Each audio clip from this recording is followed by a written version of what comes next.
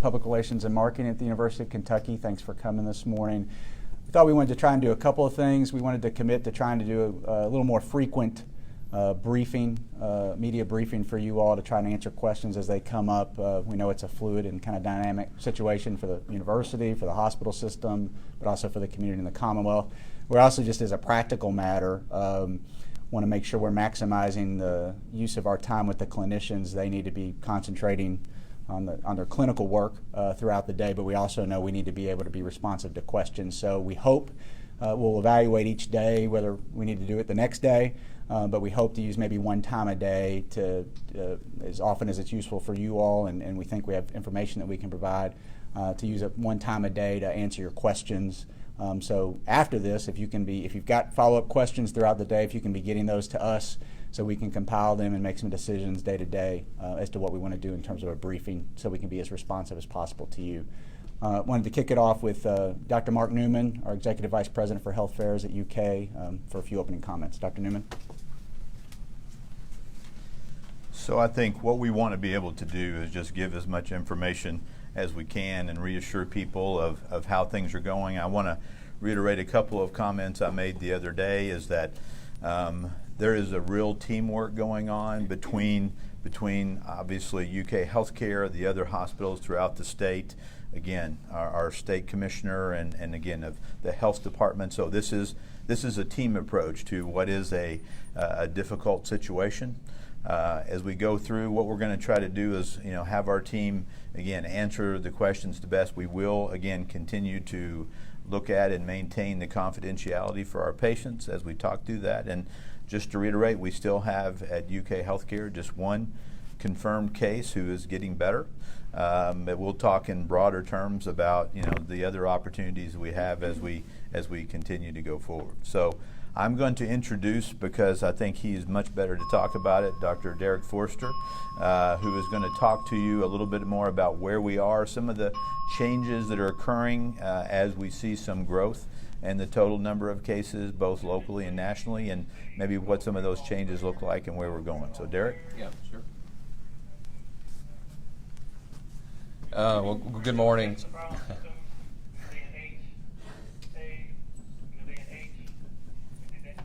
Busy hospital. Yeah. Sorry. So good morning. So obviously this is a pretty rapidly changing situation, and kind of day to day it's changing as we kind of move along. As it relates to kind of what's happening in the community and nationally, I think we now have 34 states that are reporting cases in the United States, many of which also have community spread that's been documented, and that's been the case in Kentucky as well, with a patient without any known travel or risk factors. So with that comes a heightened awareness, I think, as we have been talking a lot about the last couple of weeks, and the importance of washing your hands, of covering your cough, of not going to work when you're sick, of practicing what's called social distancing. This is really becoming more and more important, especially as we have this documented case in the state and what appears to be community transmission. So everybody needs to really take that seriously and understand that as we move forward, I think, from a population and community standpoint. CDC has put out some recommendations and guidance for folks that are over 60 and for folks that are immunocompromised. For anybody that fits that picture, you can certainly see more details on that on cdc.gov website and what that looks like. There's a section there for the general public and community folks. But in general, those are folks that are potentially high risk for developing severe disease from COVID-19. And so they're recommending for folks in those categories not to travel and not to be in large group settings for right now. So that's kind of the update from a community standpoint. I'll stop there, and I guess, are we just going down the list here? Okay. Let me just point out, we've got a combination of folks, both from our clinical and our administrative operations section. John Phillips, who runs our clinics, Colleen Schwartz, who's our Vice President of Hospital Operations, and Jay Grider, who's our Chief Physician Executive, and then Kim Blant, who works very closely with Dr. Forrester in our Infectious Diseases Division. So I'll kind of play traffic cop a little bit, but if you got questions, let us know what you need to know. Dr. Forster, are there enough tests here? Should the need arise to have multiple people tested? Well, so one of the things that has come up, and I can't speak to the state health department and what they have available at their laboratory. I know they've made some comments about that, but I don't know exactly from our standpoint what they have available. But we have sent several tests through their laboratory. There is a commercial laboratory test available as well, so we're going to be probably utilizing that in some capacity as we move forward too. So testing appears to be more available nationwide, really starting last Friday. We have a number of commercially available labs that are coming on the market here pretty soon through the FDA's emergency use authorization grant. So we do anticipate testing capacity to be dramatically increased this week moving forward. And for the medical professionals who are treating the one confirmed case Mhm. here, what happens then with them Mhm. going forward as far as being monitored? Will they need to be isolated, that sort of thing?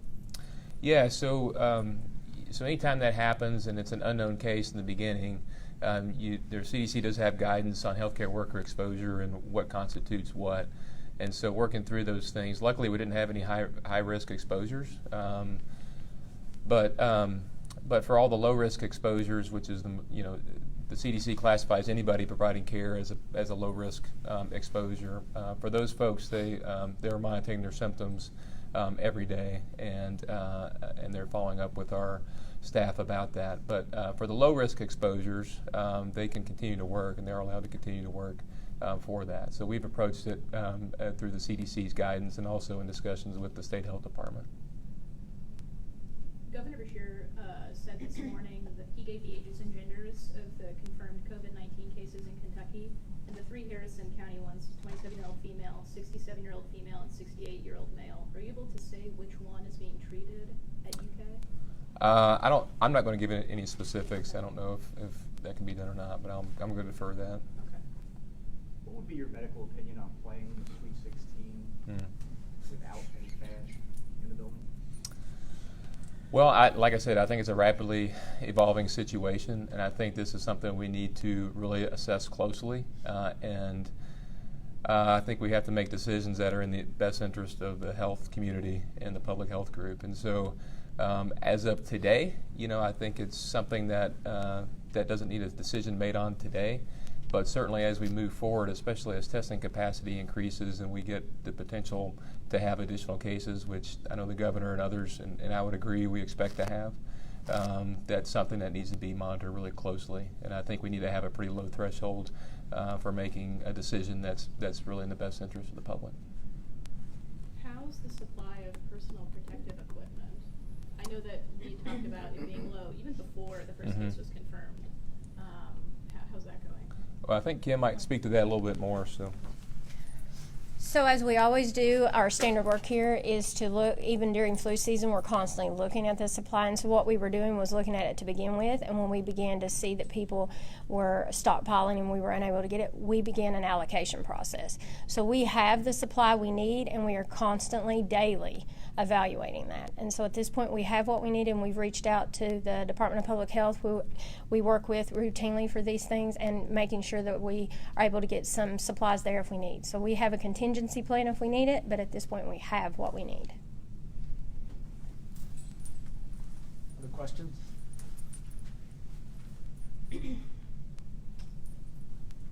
Okay, thank you all very much. Appreciate it.